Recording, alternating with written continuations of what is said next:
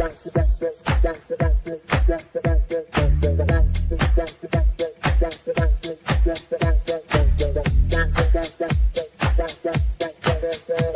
Connections Radio presents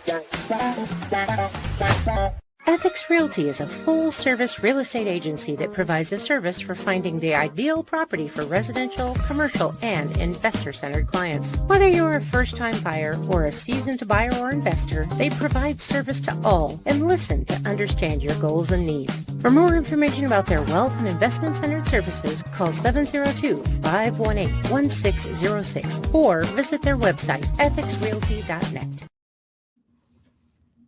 Welcome to JP's Teachers Lounge, Season 1, Episode 12.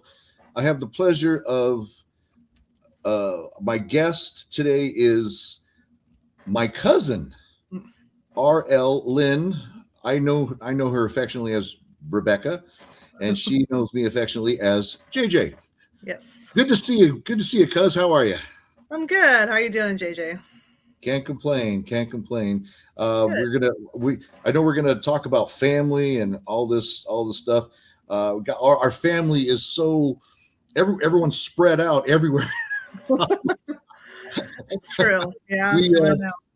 It's like having family reunions going to be less and less possible, as we go on.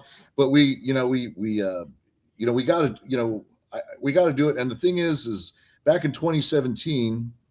I don't think you were there. I don't think you made it.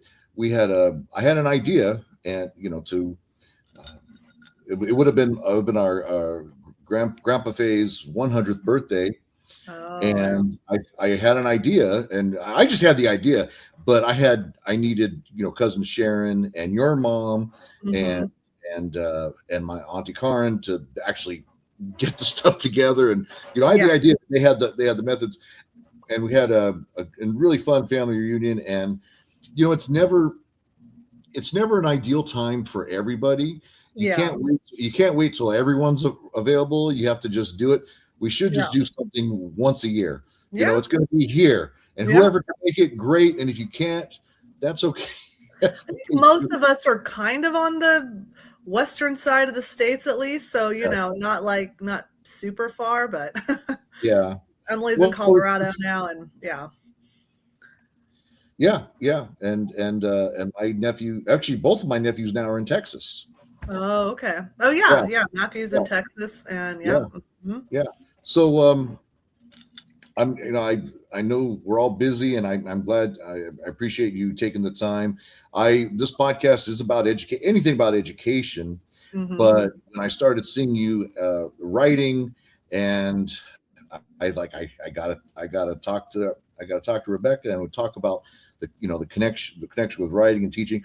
When I was a kid, my dad came home with baseball schedules. He was a liquor salesman, and it had Smooth as Silk Kessler little booklets, and it had schedules of the Dodgers. It would have the Dodgers schedule on one page, and then flip over Giants on the other page, and then everything coincided. Like the Dodgers were playing the Giants in San Francisco, and then the Giants schedule they would see, they're hosting the Dodgers, and I thought, wow, who could make that schedule and put everything all that together? So I started copying them. I started copying the schedules, and then I created my own.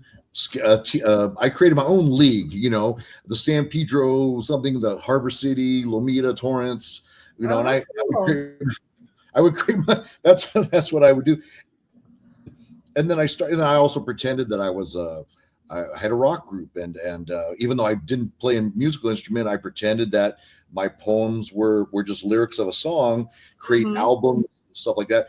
What was your process of your whole process starting out, being, getting that creative system, or I guess that creative process going? Well, as a kid, so I always had a really good memorization. And I remember the first thing I used to do was I was writing a book, but really what I was doing was just kind of copying word for word the miniseries Anna Green Gables back in I think it was the 80s. with Oh yeah, Megan that sounds Follows. familiar. Yeah, we used to watch that a lot. We were big into Anne of Green Gables, and I really liked it. And I had the dialogue memorized, and I would sit and like type it out like I was writing a book, but it wasn't really a book. I was just like copying the movie. My mom was always like, "Oh, you wrote a book when you were 8," and I was like, "Yeah," like I was copying the dialogue from the TV. I mean, was I coming up with new content? I honestly don't remember. I remember like verbatim, like typing out, but that was a fun process for me, was like just kind of typing this out, kind of like you copying the baseball schedules. Like it's just, the thing had already been created, and I was kind of just like getting the feel for, this is typing, and this is how you do the quotes and the dialogue and stuff like that. And then as I got older, I really always kind of thought that I would write a book.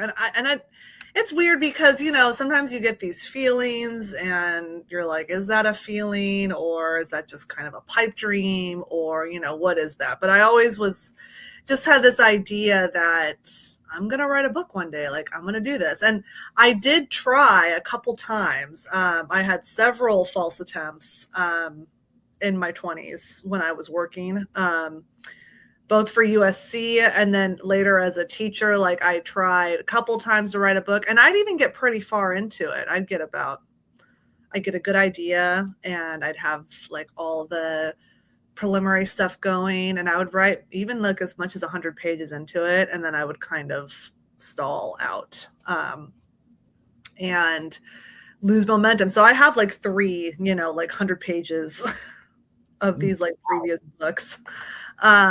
And then what really kind of kickstarted me was actually when I left teaching. I left teaching to go on maternity leave in 2022. And because, I mean, you've been a teacher, but there is something, it's very rewarding, but it is, and I'm a little bit of an introvert. There is something that is so draining about teaching. I just had no bandwidth to write when I was done teaching. Like I wanted to come home and be like, okay, now here's my time, I can write. And I just couldn't get myself to do it. So, when I left teaching, and then of course I had my son, which is also draining, but it's like a different type of draining. I don't know. But I started with short stories. So I entered a bunch of short story competitions, and I had success on my first short story competition. I got 5th place in round 1 and then progressed to round 2. And then all of a sudden I was doing all these short story competitions, and all these different lengths, 1,000 words, 2,000 words, and then real short ones, like 100, 500 words. And actually the idea for my book was actually based off a short story that I did for a competition. So it ultimately like inspired the novel, which I then wrote after that. So yeah, so that's it's a journey. yeah. I mean, it seems kind of similar to mine in some ways. And you're right. Teaching is draining. It's rewarding. It's fulfilling. But then you come home and you need to decompress. You definitely need that. But it sounded like, just like, whether it's copying, you started copying, or you start whatever, you got to start somewhere. Yeah. You got to start somewhere, and then find your niche, your style. Mm-hmm. So Your voice, the writer's voice, which was, is the big thing. Like, find your voice, which I still, I don't know if I've found mine entirely yet, but that's what the big thing is apparently. So.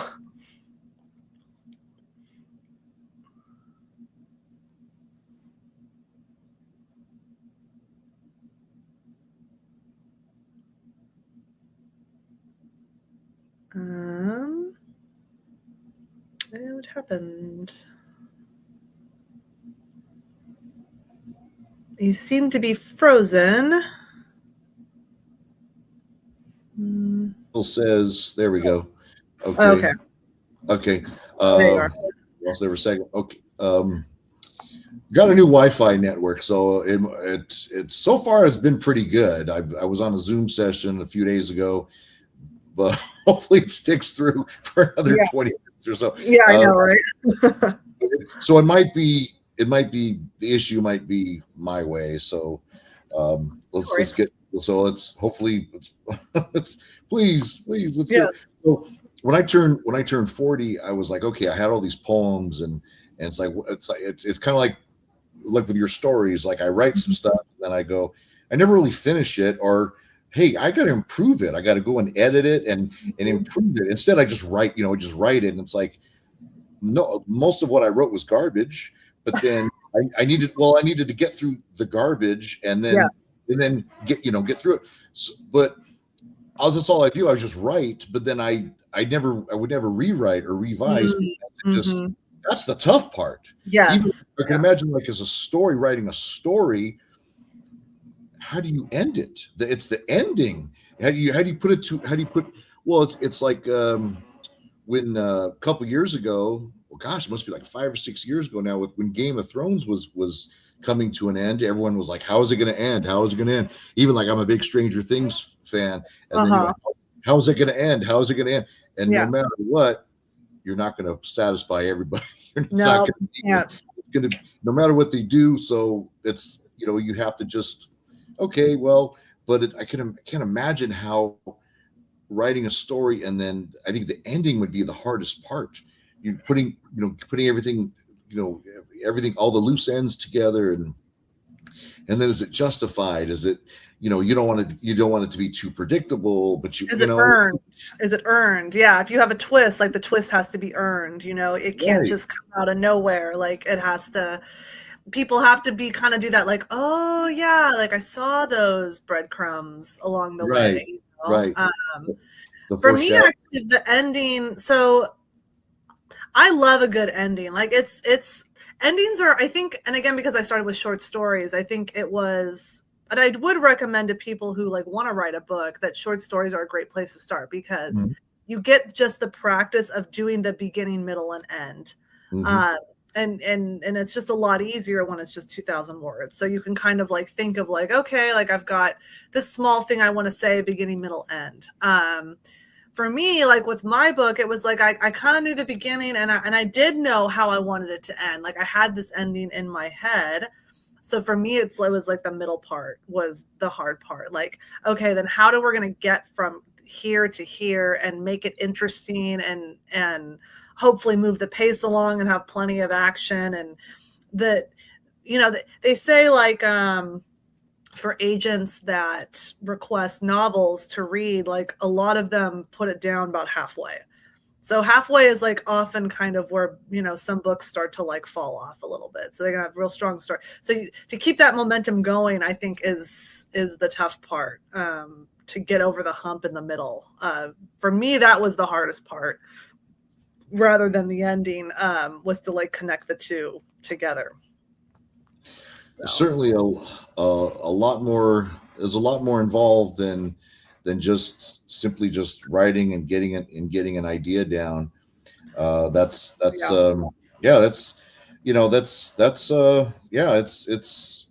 a lot. It's a commitment. It's a lot of things. Are you back in the classroom now? No. So actually, no, I never went back. I quit in 2022, and I online tutor now. So I run my own tutoring business. So, that's been good. That's been good because I have limited time because, I've got the kids. But in the evenings and on the weekends, I tutor, and I tutor through a website called Wisent. So it's all online. So I have students all over the country. It's really like, it's really opened up a great way to get like a bunch of different students that I wouldn't have been able to have if I had to do everybody in person in my near vicinity, So I've heard of them. Now, did you?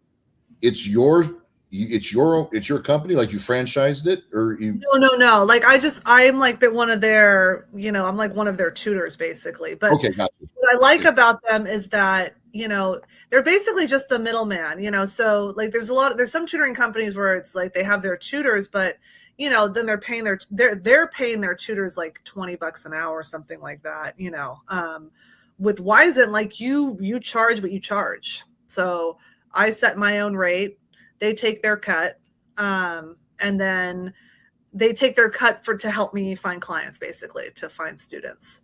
Yeah, because I've been with Varsity Tutors for about 4 years off and on, and I haven't had a tutor session in a couple of months because I don't offer math. It's just English writing, so I lose a lot of students for that.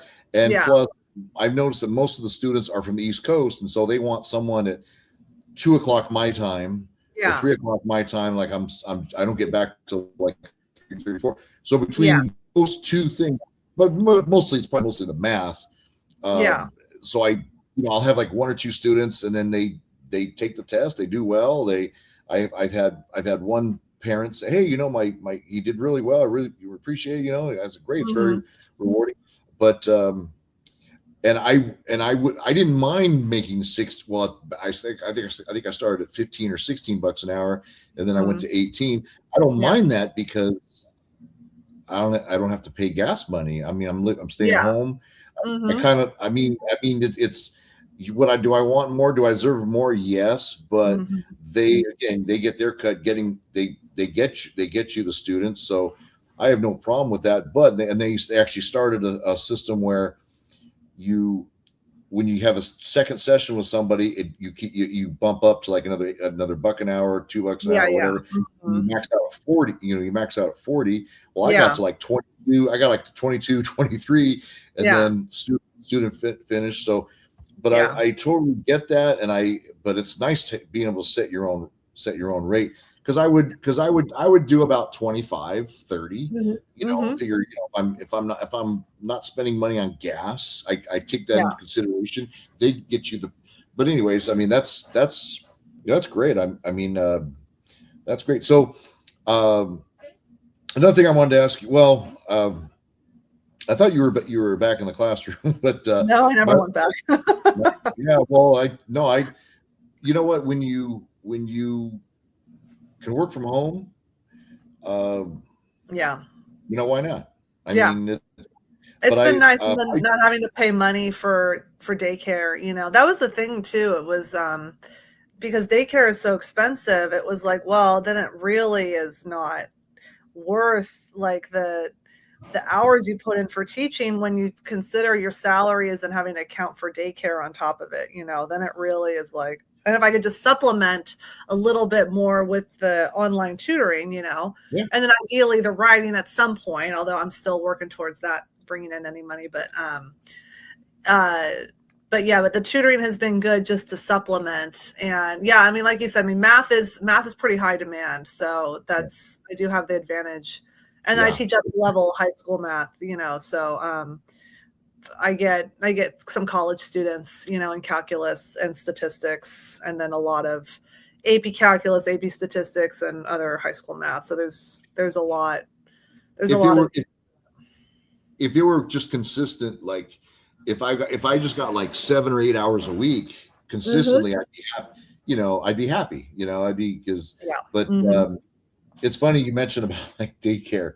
When I first moved here in 99, I was teaching at this middle school. I started middle school and I ended up in the middle school.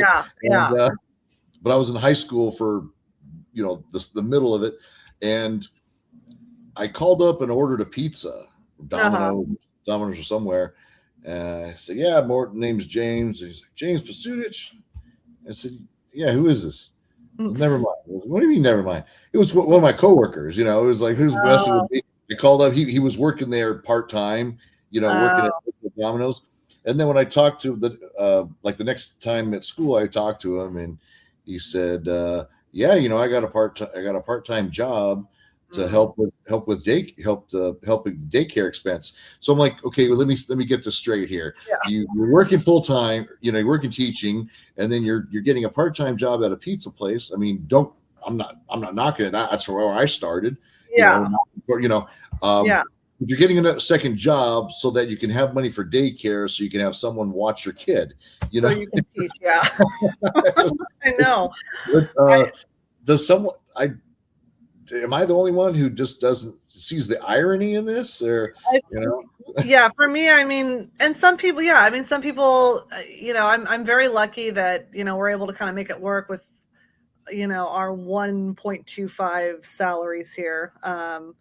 So that's nice. It has been helpful that I've been able to keep up something, and like I said, the online is good because I do it. So it's nice because those East Coast kids you were talking about, often I can get sometimes a session with them in while the kids nap because it's about 1:30 my time, 4:30 their time. And so sometimes I can get one out of the way there and then not have to do so many in the evenings.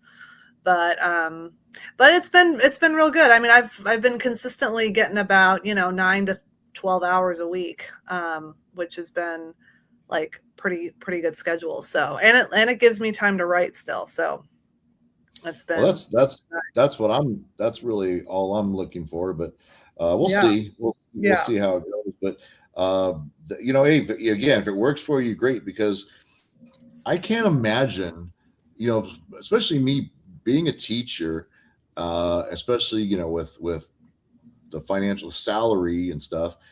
I can't imagine. I look at retirement in a very different way because I retire for 2 months out of the year or 2.5 months out of the year, and I get a taste of it, and it's nice. But I like to work now. The only thing I would do, the only thing I would change is being able to set my own hours and be able to work where I want to work.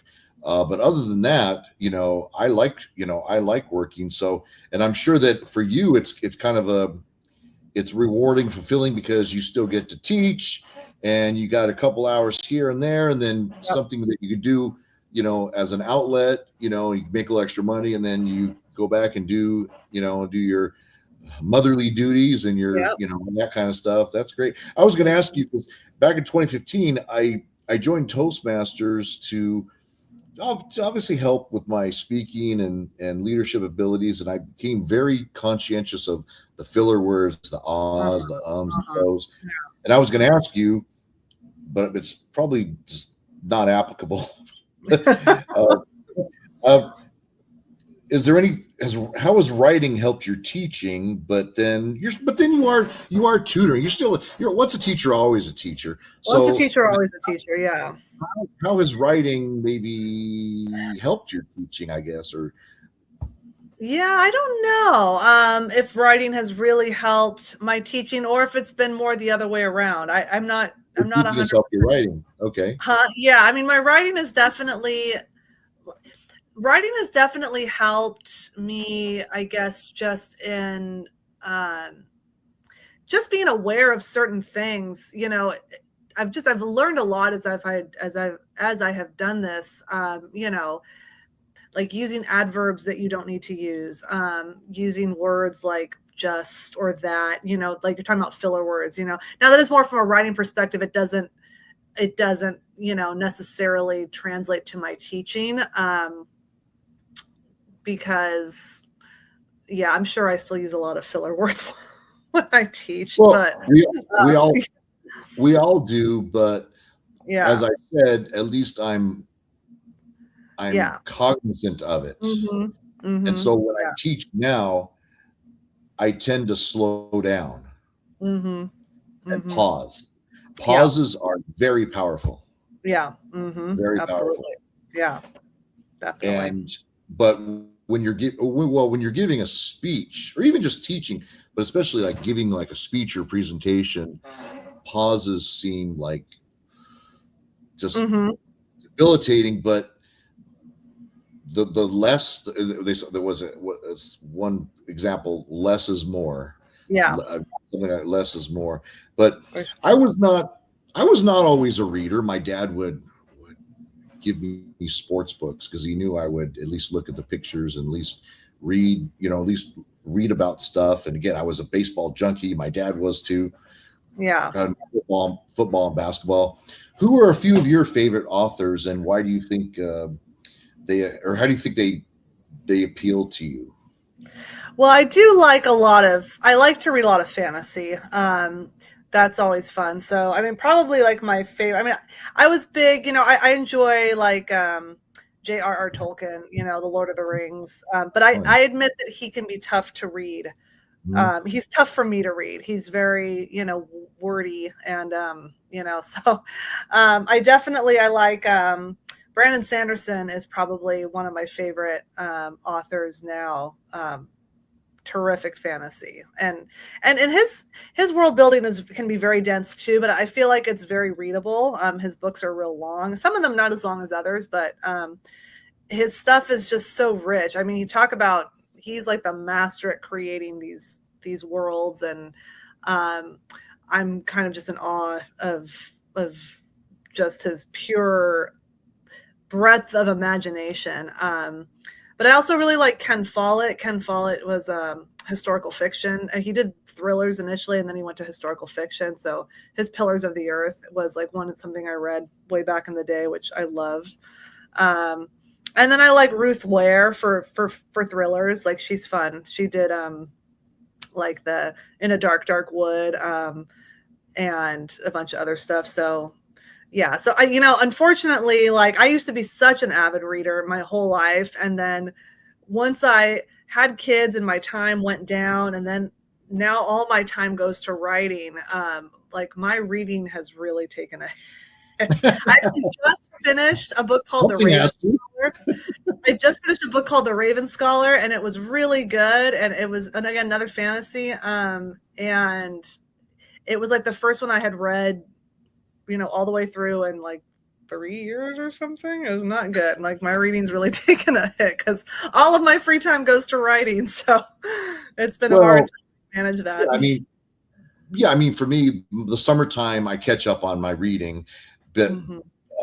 but it's because I have that, that extra time, and Yeah. that, but they're still right. I mean, you come home and, like, I'll read an article, I'll read, end up scrolling, or they call it like zombie scrolling on, Yeah. Doom scrolling. you know, Yeah. and Yeah. and then Yeah. find. In fact, I have my Kindle app on my phone, and I put it on my phone so I can do more reading and less scrolling. But That's it good. doesn't really Yeah. seem to work. It doesn't really seem to work because when you're scrolling, it's like you're tuning out. Like, It is. I come home and turn on the TV. I don't really watch the TV. It's Yeah. just there in background. Or a lot of times I'll put on the music channel and then read, like, just Yeah. mellow, just like mellow music. But You almost have to get the phone out of it. I'm the same way, and I'm really trying to be better on the doom scrolling because it's yeah, just, you do get sucked in. I mean, it is like, it's triggering something that's causing you to keep yeah. going, and it's like, and it's, I don't know exactly how it, but it definitely is addictive. And you almost just have to like get the phone somewhere else, like the other room, because like the temptation to just grab it and want to check something Hmm. is is is strong. Well, well, I have a nice situation where across the street is a park, Hmm. and sometimes I'll purposely leave my phone here, and then I'll Yeah. just go to the park with my, Yeah. just just nothing, just my keys, my house keys, and just walk there, Yeah. and just purposely, like, just walk, just Yeah. enjoy the, just to get away, and you feel so much better because, Yeah. yeah, the TV, you scroll, you the channels, but then again, sometimes I'll say, you know what, I'm going to turn on YouTube or something, and just listen to just mellow music, and just read. So another question I wanted to go over, but again, it's students sometimes have difficult time tapping into their creative side. Um, but again, I know that, maybe perhaps you can think back when you were teaching. Hmm. Uh, what did you what did you do anything to help the students tap it. Well, you taught math, right? Did Loves you teach math. math? But there's a lot of like, I mean, the creative side, I think a lot of it is kind of goes over into like problem solving on math. You know, it's the same, you're Right. kind of working the same muscles of like, you have this problem, whether it's like a plot you're trying to come up with and you're trying to connect, you know, plot points A and B, or you're Mhm. trying to kind of put together this like process to build this thing, right? Math is similar where you've got a problem and you have to build a thing to kind of work it out. So I do think it's they're probably tapping into similar muscles. It was always something that was very hard to teach because it Yeah. it really just takes practice. I mean, it's not something, it's a hard thing to teach and more something you can kind of guide people on. But it's like trying to teach someone how to write a short story, trying to teach them how to work through a problem. It's like they kind of just have to do it, and you can kind of help them like along the way of like, okay, like you're here now, what's your next step? It's always like, what's your next step? And being able to kind of see like, okay, here I am, how do I get to here, how do I get to here, how do I get to here? And you can kind of help guide that, but a lot of it is just like practice. Like you just have to practice. You just, the more you do, the easier it gets, the faster you find the connections, you know. And I do think like whether you're creative writing or doing like math, like I think it's similar process. Yeah. I mean, it is tough. It's definitely tough to teach Yeah. if you could teach it at all. And Yeah. again, one step at a time. And they we need to teach students to be more creative and Mm, definitely more critical, definitely more creative, think outside the box. yeah. So that's for sure. I know that when I was, when I would write all the time. Not so much anymore. Again, as the years went on, that's why Mhm. when I turned 40, that was like a bucket list thing. Like I published my book, and I just wanted to just do it and get it and Yeah. get it done, so I don't push it off again. Hmm. I've only though I I don't get inspired. There's only two times that I remember over the past 25 years that I've actually been inspired to write, and one was the night of 9/11, Mm, uh, and then the other time was my first trip to Sedona. And mm, when I was in my hotel room, I was just like, I wanted to just write. And mm. so, do you get inspired to write, or is it just simply you just I'm gonna write for 2 hours, 3 hours today, and then just get it done? Well, so I needed deadlines to force myself to write, which is why the short stories were big, because like when I had the deadline, that was actually like, all right, I have to get this thing done. And then I started being able to complete projects. Mm, And with the book, it was harder because there was no deadline. It was just me mm, doing it, right? And so I did the NaNoWriMo, was just like a November challenge to write 50,000 words. And it was more just I got kind of competitive with myself of like, I'm just gonna do this. And I did, and that's what got me over that like hump that I was talking about, that middle part of the book, and I was able to finish it.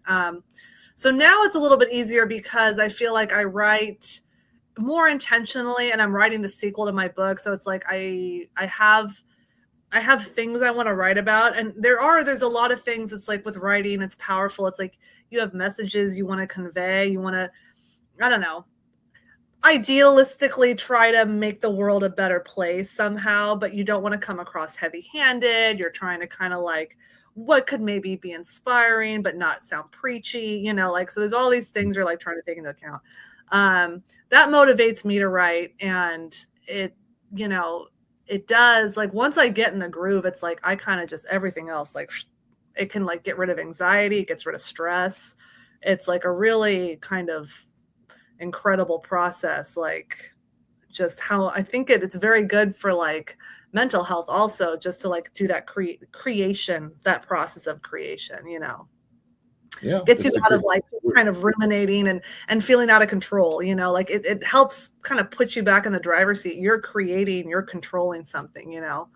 So it's been Like great for like that reason. cathartic. You say Very, cathartic or very, yes. therapeutic? Yeah, it's Very. funny because I'm the same way with well, not so much deadlines, but like I know that like when I was even back to when I was in high school and during football season, I only had so much time to do my homework, Yeah. and I didn't have, it's like I have to do it now or never. Yeah. Whereas like when Mhm. football season was over, it kind of opened up my schedule, and I was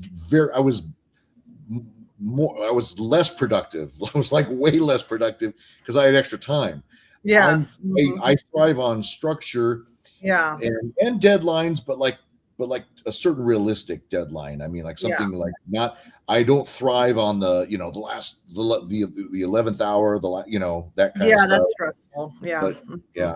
Yeah. So uh, how can people? I know you have an Instagram. So how do people uh can get in touch with you and buy your books and all that kind of stuff? Yeah. Yep. I'm on Instagram. I'm on Facebook too, but primarily Instagram. Excuse me. That's where I've been mostly trying to promote.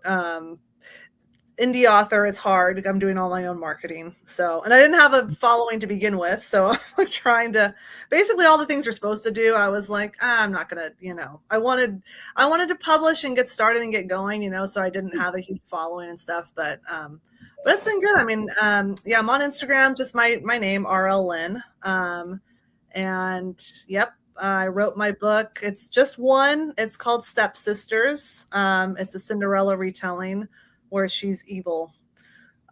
It's the first in a trilogy. So those are my I next steps. I Uh, love I love those kind of like a retelling. I remember when I was student teaching, there was one of my teachers that I worked with uh, showed me this book, Three Little Pigs, but oh from yeah, the the big from bad the wolf. from the big from right from the perspective of the Yeah. big bad wolf. So that's Well, I great. And like you know them what? because they've done a lot of retellings where they always kind of sympathize the villains, but you don't see a lot where you get the protagonist who's actually like really stone cold evil. And I really wanted to do that twist of like Well, a very evil Cinderella. So yeah. that's you need to bring. You always want to bring something unique to it. The uniqueness to it. I mean, with a twist or Yeah. something interesting. So that's great. Yeah. Um, Oh, and well, I'm gonna be at WonderCon this year, so that's kind of cool. If I anybody's did going see to I WonderCon. did I did see you post that. Yeah. And for those not familiar with that, it's like Comic Con, but Yeah, what's WonderCon? it's the same like it's put on by the same people that do Comic-Con. So it's like Comic-Con's like little sibling. It's not as big, but it's still pretty big. It's at the Anaheim Convention Center, March 27th through 29th. And it's all like it's very fantasy oriented, but they've got a lot of comics. People will come, they'll dress up. It's very similar to Comic-Con. It's just probably, only like 50,000 people instead of maybe 150,000 people. But for me, that's fine. Fifty I'm thousand, I think excited to be is going, so it's going to be pretty cool. 3 days, 3 full days. that's So an that's enough. I think that's yes, enough people for that's enough people. in one area. That's for sure. Yeah, Um, yeah, and then I need to work on a family reunion. That'll be my yes, job. yes, yes. I will work to get there. If you let me know enough in advance. Well, that's the thing. It's like, yeah, I mean, I think the last time I gave people 2 years notice, but it doesn't seem to. I mean, you can't make it. But Yeah, uh, uh, you know, your grandma, my cousin, in 4 years, be 100. I know that would be a good time We because shouldn't have to wait. We shouldn't did wait for Grandpa that. Jay's 100th. What would have been his 100th. So Yeah, yeah. so, We shouldn't wait for that, but yeah, it's that's true. there'd definitely be a something amazing, and finding a place that's like somewhere in the middle or somewhere where it's somewhere where people can make it, or at least and then or even like hybrid, doing a live stream so people can Yeah, zoom in, something yeah, like that. So that'd be great. So yeah, um well, I've talked to your mom about that because she's the one that she's the doer. yeah. She I have the idea, but then She gets it done. right, Yeah, she gets it she gets it done, pass it off to her. So but I really appreciate you taking the time to share your story, Yeah. And Thanks for I mean, inviting me. It's my first podcast. So maybe not the last, hopefully not the last, but my first. So that's exciting. well, no, there's plenty of them out there. And Yeah. I'm sure, you know, I started, you